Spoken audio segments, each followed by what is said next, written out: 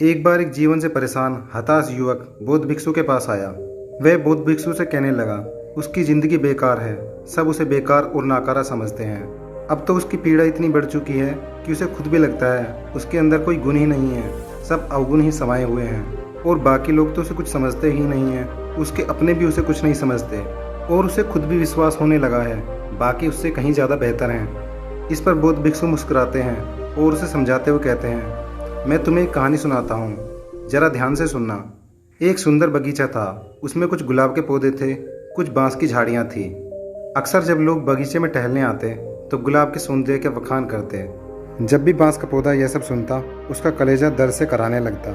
वह सोचता, ईश्वर ने मुझे भी तो जन्म दिया है, तो मुझे गुलाब जैसा सुंदर क्यों नहीं बनाया, ताकि लोग मेरे पास आते, मेरे सौंदर्य का वर्णन करते।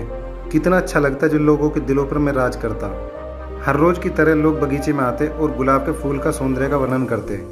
एक दिन यह सब देखकर बांस के पौधे से रुका नहीं गया और उसने अपने दिल की बात गुलाब के फूल से कह दी कि कुदरत ने तुम्हें कितना खूबसूरत बनाया है। लोग तुम्हारे पास आते हैं, तुम्हारे सौंदर्य का वर्णन करते हैं और एक हमें देखो, लोग हमारे पास आने के बजाय दूर से ही निकलना ज़्यादा बेहतर समझते हैं। इस पर गुलाब का पौधा कुछ समय शांत रहा और फिर बोला, हाँ ये तो सच है, लोग मेरे पास आते हैं और मेरे फूलों का सौंदर्य का वर्णन करते हैं, लेकिन क्या तुम जानते हो, लोग मेरे फूलों को तोड़कर ले जाते हैं और अगले दिन जब पंखुड़ियाँ मुरझा जाती हैं तो उन्हें घर से बाहर फेंक देते हैं।